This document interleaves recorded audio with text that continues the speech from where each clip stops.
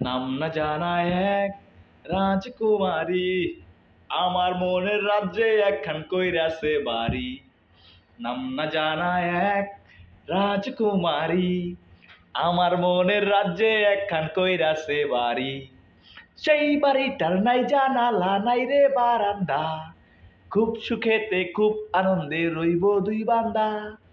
সেই বাড়িটার নাই জানালা নাই রে বারান্দা, খুব সুখেতে খুব আনন্দে রইব দুই বান্দা।